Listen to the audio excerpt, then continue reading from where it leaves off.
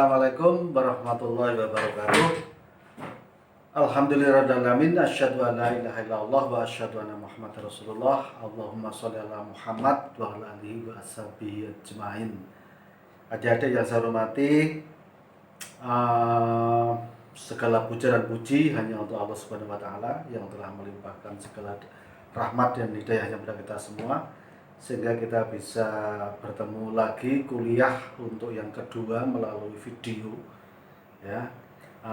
Saya selalu berdoa supaya adik-adik semuanya diberi kesehatan gitu ya. Nah, di tengah pandemi COVID-19 yang belum menurun ini grafiknya gitu, kita masih prihatin ya. Baik adik-adik yang saya hormati, tema pertemuan kita pada saat ini saya beri nama demokratisasi di bidang penyiaran. Mengapa saya memilih tema ini? Karena ini adalah latar belakang lahirnya Undang-Undang 32 tahun 2002 sebagai landasan hukum dilaksanakannya penyiaran di Indonesia. Nah, kita tahu bahwa Undang-undang ini lahir tahun 2002 itu mempunyai latar belakang yaitu reformasi tahun 1998. Saya yakin adik-adik belum lahir saat itu ya, 1998 gitu. Nah, reformasi ini melahirkan Undang-Undang 32 tahun 2002 ini. Nah, latar belakangnya adalah demokratisasi di bidang penyiaran. Mengapa tema demokratisasi yang menjadi tujuan atau yang menjadi diutamakan di dalam undang-undang ini? Karena memang Orde Baru yang berkuasa selama 32 tahun itu pers cenderung dikekang ya. Pada saat itu selama 32 tahun surat kabar, majalah dan seterusnya tidak boleh mengeluarkan isi-isi yang bertentangan dengan kebijakan pemerintah. Bagaimana kalau bertentangan dengan kebijakan pemerintah? Maka pemerintah akan dengan mudah membredel surat kabar atau majalah yang terbit pada saat itu. Dibredel itu artinya dicabut SK izinnya, dicabut izinnya, sehingga mereka tidak boleh lagi menerbitkan surat kabar maupun majalah yang ada pada saat itu. Nah, bagaimana dengan dunia penyiaran sepanjang Orde Baru? Dunia penyiaran sepanjang Orde Baru itu juga tidak boleh menyiarkan berita selain disiarkan oleh TVRI dan RRI sebagai lembaga penyiaran publik. Nah, oleh karenanya pada saat itu pers dikekang ya, tidak boleh berbeda dengan pemerintah. Nah, oleh karenanya ketika reformasi 1998 rezim Orde Baru runtuh pada saat itu, maka yang dituntut adalah demokratisasi di bidang penyiaran. Nah, kita tahu, sudah kita bahas dalam minggu yang lalu, salah satu pilar utama demokratisasi di bidang penyiaran adalah diversity of ownership dan diversity of content, yang kurang lebih kira-kira keberagaman pemilik dan keberagaman isi. Keberagaman pemilik itu akan melahirkan isi-isi siaran yang berbeda yang dibutuhkan oleh masyarakat. Jadi masyarakat nanti bisa memilih kira-kira informasi apa yang dibutuhkan di dalam proses mencari informasi itu. Nah, baik adik-adik yang saya hormati, nanti akan saya mulai dengan pertanyaan ya. Ada pertanyaannya apa, kemudian saya uraikan lebih lanjut yang bisa adik-adik juga bisa melihat nanti dalam slide-slide yang saya tampilkan ini. Baik adik-adik yang saya cintai ya, salam sehat selalu. Apa bedanya? Yang pertama, apa bedanya yang mendasar antara sejarah radio dan televisi? Barangkali adik pernah membaca itu. Apa sih perbedaan utama antara sejarah perkembangan radio dan televisi di Indonesia? Kita bicara Indonesia saja. Nah, apa bedanya? Yang pertama adalah radio itu didirikan oleh berbagai kelompok masyarakat sejak Indonesia belum merdeka, tumbuh dari bawah. Yang pertama kali berdiri adalah di Solo. Nah, itu perbedaannya itu. Jadi radio itu lahir sebelum Indonesia merdeka. Pada saat itu Belanda membawa mendirikan radio-radio ya, radio-radio barat ya. Tujuannya untuk apa radio Belanda mendirikan radio? Belanda mendirikan radio tujuannya adalah untuk mensosialisasikan budaya-budaya barat kepada Indonesia gitu. Namun demikian dari bawah masyarakat Indonesia di berbagai tempat mendirikan radio-radio ketimuran pada satu. Radio-radio yang lahir dan didirikan oleh masyarakat pribumi Indonesia. Tujuannya untuk apa? Tujuannya untuk menyiarkan kebudayaan Indonesia.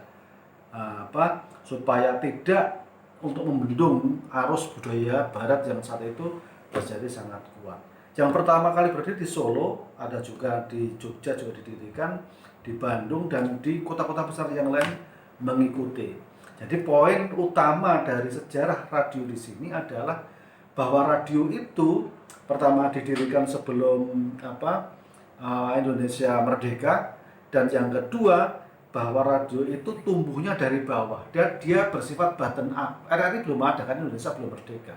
Jadi tumbuh dari bawah. Masyarakat punya inisiatif untuk mendirikan radio-radio di berbagai tempat. Itu poin yang pertama. Dan poin yang kedua, bagaimana dengan televisi? Nah, televisi didirikan oleh Bung Karno pada saat Indonesia menjadi tuan rumah Asian Games yang pertama kali pada saat itu. Nah, karena pada saat itu Bung Karno ingin membuktikan kepada semua negara di Asia bahwa Indonesia itu sudah maju, mempunyai lompatan teknologi gitu, sehingga mendirikan televisi gitu. Televisi pertama kali disiarkan pada saat pembukaan Asian Games yang diadakan di Jakarta pada saat itu. Nah, sehingga memang lahirnya lebih mudah, televisi itu lahir lebih mudah gitu. Nah, kemudian sepanjang Orde Lama dan Orde Baru itu hanya ada satu televisi ya, televisi Republik Indonesia itu. Kemudian di akhir jatuhnya rezim Orde Baru, kemudian muncul televisi swasta. Jadi ada TPI ya, pada saat itu ada TPI, kalau sekarang itu berubah menjadi MNC TV, itu dulunya TPI. Ada SCTV, ada RCTI dan seterusnya, itu muncul pada akhir rezim Orde Baru. Nah, pada saat itu dikenal dengan televisi swasta. Nah, televisi swasta pada saat itu tidak boleh menyiarkan berita. Berita harus bersumber dari TVRI. Jadi TVRI mereka punya kewajiban untuk merilis berita-berita yang disiarkan oleh televisi. Nah, kemudian di akhir Orde Baru itu kemudian televisi swasta itu akhirnya juga bersiaran secara nasional. Nah, di sini dapat kita lihat bahwa ada satu perbedaan yang mencolok antara sejarah televisi dan radio. Jadi kalau radio tumbuh dari bawah bersifat bottom up, tapi kalau televisi itu dari atas ke bawah. Jadi bersifat top down, didirikan oleh negara, TVRI, dan lembaga-lembaga penyiaran swasta itu didirikan oleh pengusaha-pengusaha tingkat pusat di Jakarta pada saat itu. Kemudian dia membuat stasiun-stasiun relay di seluruh Indonesia. Itu bedanya. Pertanyaan kedua, ya ini saya awali selalu dengan pertanyaan, kemudian ada uraiannya. Kemudian wujud prinsip demokrasi di bidang penyiaran di dalam undang-undang itu apa? Tadi sudah saya singgung di muka bahwa prinsip demokratisasi di bidang penyiaran itu adalah diversity of ownership dan diversity of content. Diversity of ownership itu di dalam undang-undang penyiaran diterjemahkan, salah satunya adalah prinsip demokratisasi di bidang penyiaran adalah keberagaman pemilik dan keberagaman isi, tadi sudah saya jelaskan. Kemudian yang kedua, lembaga penyiaran itu dibagi menjadi 4 jenis, 4 kelompok, nanti dijelaskan di pertemuan berikutnya, yaitu ada lembaga penyiaran publik, lembaga penyiaran swasta, lembaga penyiaran berlangganan, dan lembaga penyiaran komunitas. Itu dalam rangka supaya tidak lembaga penyiaran tidak dimonopoli atau dikuasai oleh beberapa gelintir orang. Jadi sehingga memang sejak awal undang-undang itu sudah mendesain bahwa supaya ada keberagaman pemilih dan keberagaman isi. Itu sebetulnya itu. Kemudian yang kedua, demokratisasi di bidang penyiaran itu pengejawataannya selain dibentuk itu tadi, dibentuk jenis-jenis lembaga penyiaran itu juga lahirnya KPI, Komisi Penyiaran Indonesia, sebagai regulator utama di bidang penyiaran.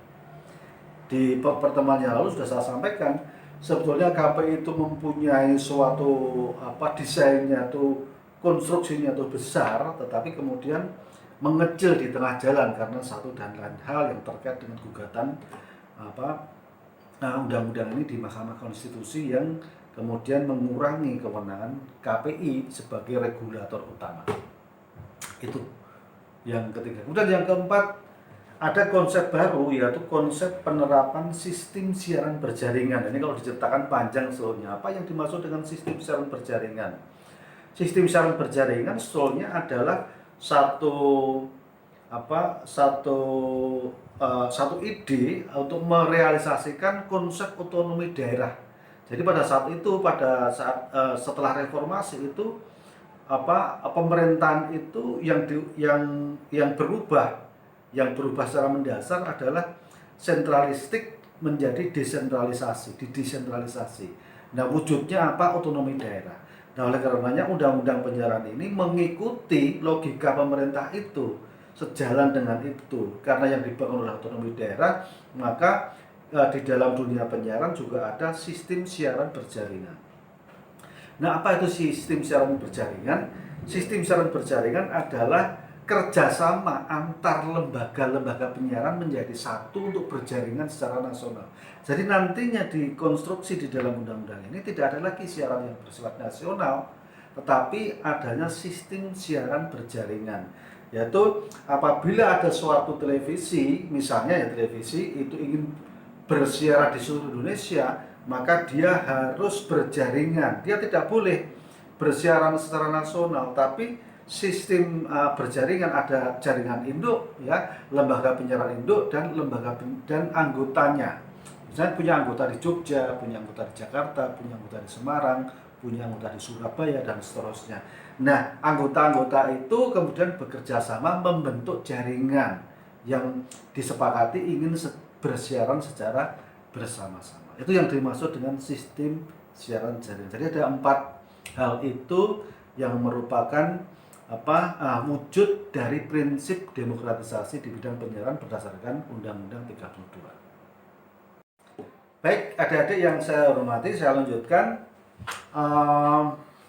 Tadi sudah saya singgung tentang lembaga penyiaran itu apa saja. Jadi tadi sudah saya singgung. Lembaga penyiaran itu apa saja, yang itu merupakan prinsip dari diversity of ownership gitu. Itu yang pertama, lembaga penyiaran itu adalah lembaga penyiaran publik, lembaga penyiaran swasta, yang kedua, yang ketiga lembaga penyiaran komunitas, dan yang keempat lembaga penyiaran berlangganan. Nah, apa bedanya di antara keempat lembaga penyiaran itu? Lembaga penyiaran publik itu didirikan oleh negara. Kalau TV namanya TVRI, kalau radio namanya RRI. Tapi juga tidak hanya itu yang itu. Ada lagi lembaga penyiaran publik lokal. Jadi lembaga penyiaran publik lokal itu lembaga penyiaran yang didirikan oleh pemerintah daerah, baik di tingkat provinsi maupun di tingkat kabupaten. Itu ada. Nah, beberapa daerah saya kira banyak. Ada beberapa persyaratan lembaga penyiaran publik lokal itu bisa didirikan. Jadi misalnya ada blank spot area untuk TVRI dan RRI, sehingga Pemda diperbolehkan untuk mendirikan radio atau mendirikan televisi dengan menggunakan menggunakan lembaga penyiaran publik sebagai badan hukumnya. Kira-kira seperti itu. Jadi lembaga penyiaran publik adalah lembaga penyiaran yang didirikan oleh negara. Itu pada prinsipnya seperti itu. Kemudian yang kedua adalah lembaga penyiaran swasta. Nah, yang saat ini mendominasi adalah lembaga penyiaran swasta. Gitu. Lembaga penyiaran swasta itu didirikan oleh warga negara. Nah, warga negara mendirikan lembaga penyiaran swasta sebelumnya mendirikan perseroan terbatas dulu. PT. Jadi bentuknya PT. Jadi ada 1 atau 2 orang atau 3 orang membentuk PT, kemudian PT itu membentuk lembaga penyiaran swasta. Dia mengajukan izin, namanya izin penyelenggaraan penyiaran dan izin izin stasiun radio. Ada 2 izin yang harus dikantongi oleh pihak swasta untuk membentuk lembaga penyiaran swasta. Nah, contohnya misalnya ya ada Indosiar, ada Indosiar, SCTV, Metro TV, TV One, itu adalah contoh lembaga penyiaran swasta. Radio saya kira cukup banyak ya. Di Jogja ini ada 38 radio swasta. Nah, ada apa? Ada Mega Suara, ada ada Mega Suara, ada Geronimo, Unisi dan seterusnya. Ada 38 radio swasta di Jogja. Itu yang kedua. Kemudian yang ketiga, ada lagi terminologi lembaga penyiaran komunitas. Lembaga penyiaran komunitas itu didirikan oleh komunitas-komunitas tertentu. Misalnya ke komunitas kampus, radio kampus, kelompok tani, kelompok nelayan, kelompok seni dan budaya dan seterusnya. Komunitas-komunitas itu boleh mendirikan radio, namanya radio penyiaran komunitas. Radio penyiaran komunitas itu mempunyai karakter dia tidak boleh mencari profit, mencari keuntungan. Jadi dia hidupnya dari iuran anggotanya, tidak boleh dia menerima iklan untuk iklan dalam pengertian iklan niaga. Kalau iklan layanan masyarakat boleh, tapi iklan niaga tidak boleh. Nah, itu radiusnya hanya pendek, hanya 2,5 km, jadi hanya radiusnya 2,5 km dari pemancarnya. Kemudian maksimal powernya hanya 50 watt, sehingga memang cukup terbatas karena memang hanya dirancang hanya untuk memfasilitasi komunitasnya. Itu yang ketiga. Kemudian yang keempat, lembaga penyiaran berlangganan. Nah, ini lembaga penyiaran berlangganan itu ada TV kabel, ya ada TV kabel, yang terestrial juga ada, tetapi yang banyak. Tapi intinya gini, lembaga penyiaran berlangganan itu adalah berbayar, gitu. Berbayar. Contohnya misalnya ada K-Vision, ya, ada Jogja Medianet. Kalau di Jogja ada Jogja Medianet, Transvision dan seterusnya. Masing-masing lembaga penyiaran swasta biasanya membentuk lembaga penyiaran berlangganan masing-masing, ya. Ada model bisnisnya yang berbeda. Saya kira itu. Jadi ada 4 jenis lembaga penyiaran, masing-masing penjelasannya seperti apa yang saya jelaskan. Terima kasih. Pilar yang lain, ya, tentang demokratisasi di bidang penyiaran itu adalah lahirnya KPI dan KPID. Apa sih sebetulnya tugasnya? Apa sih sebetulnya makhluk apa? KPI dan KPID itu sebetulnya apa? KPI dan KPI di tingkat pusat anggotanya 9 orang. Kalau kemudian di setiap provinsi itu dibentuk KPID, Komisi Penyiaran Indonesia Daerah. Jadi Komisi Penyiaran Indonesia Daerah itu adanya di setiap provinsi-provinsi. Anggotanya 7 orang, masa jabatannya 3 tahun, sama baik itu di pusat maupun di daerah, sama masing-masing 3 tahun. Dan hanya boleh menjadi anggota itu dapat dipilih kembali hanya untuk 2 periode saja. Jadi tidak boleh ada tambahan menjadi 3 periode, tidak boleh. Jadi maksimal hanya 2 periode. Itu tentang KPI dan KPID. Nah, sebetulnya KPI dan KPID itu mempunyai tugas yang sangat mulia, yang sangat banyak, yaitu mengatur hal-hal yang berkaitan dengan penyiaran. Jadi apapun yang berkaitan dengan penyiaran itu rancangannya itu diatur oleh KPI dan KPID. Itu cuman tadi sudah saya jelaskan juga bahwa karena satu dan lain hal konstruksi yang besar itu di tengah jalan ada persoalan yang terkait dengan gugatan di Mahkamah Konstitusi, sehingga kewenangannya dihapuskan. Banyak kewenangan-kewenangan KPI yang dihapuskan. Ada 10 kewenangan KPI yang dihapuskan berdasarkan Undang-Undang Penyiaran itu. Yang tersisa itu adalah sampai saat ini yang diakui oleh negara dan oleh undang-undang adalah kewenangan membuat P3 dan membuat SPS. Itu yang paling utama itu. Itu dalam sebagai regulator dia hanya mempunyai kewenangan untuk menyusun P3, pedoman perilaku penyiaran dan standar program siaran. Itu yang paling utama itu. Kemudian dia diberi kewajiban untuk mengawasi berdasarkan P3 dan SPS itu. Mengawasi apa? Mengawasi lembaga penyiaran itu tadi. Lembaga penyiaran itu tadi yang diawasi apa? Yang empat-empatnya. Baik itu lembaga penyiaran publik, lembaga penyiaran swasta, lembaga penyiaran komunitas, maupun lembaga penyiaran berlangganan. Semuanya diawasi oleh KPI. Nah, bagaimana KPI melakukan penegakan hukumnya? Jadi input, jadi dijelaskan di sini. Input penindakan KPI itu ada 2 jenis, ada 2 cara. Ada 2 cara. Yang pertama berdasarkan aduan dari masyarakat.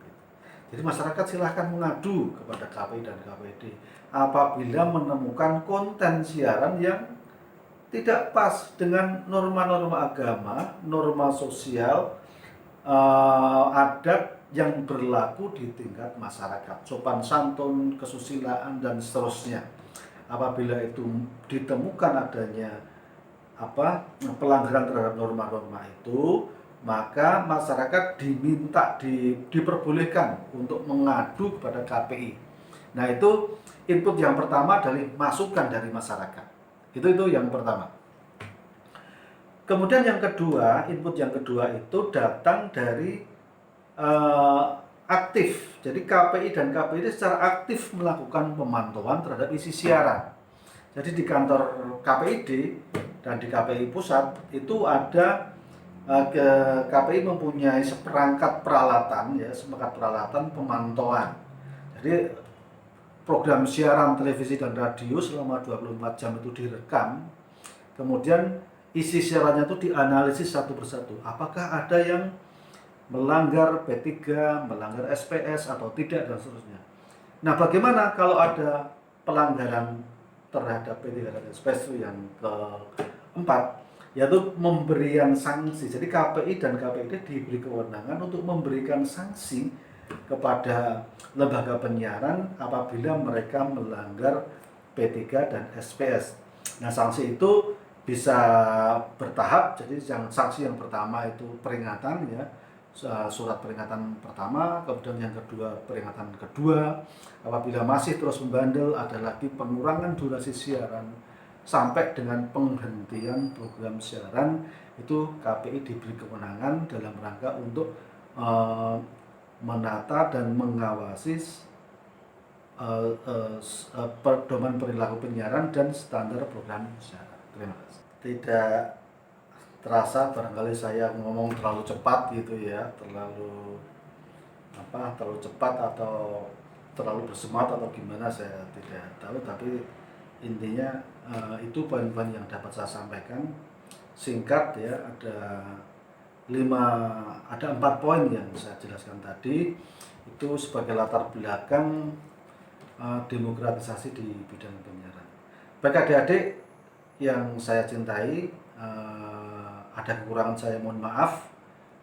Tentu sekali lagi dengan kuliah secara online ini saya secara pribadi tidak puas, tetapi saya akan berusaha untuk membuat ringkasan-ringkasan dari sekian banyak materi yang mestinya saya sampaikan. Saya ambilkan yang poin-poin utamanya, kemudian saya sarikan dan kemudian saya buat video dan saya sampaikan kepada adik-adik semuanya. Ini saja yang dapat saya sampaikan. Kesalahan saya mohon maaf. Assalamualaikum warahmatullahi wabarakatuh.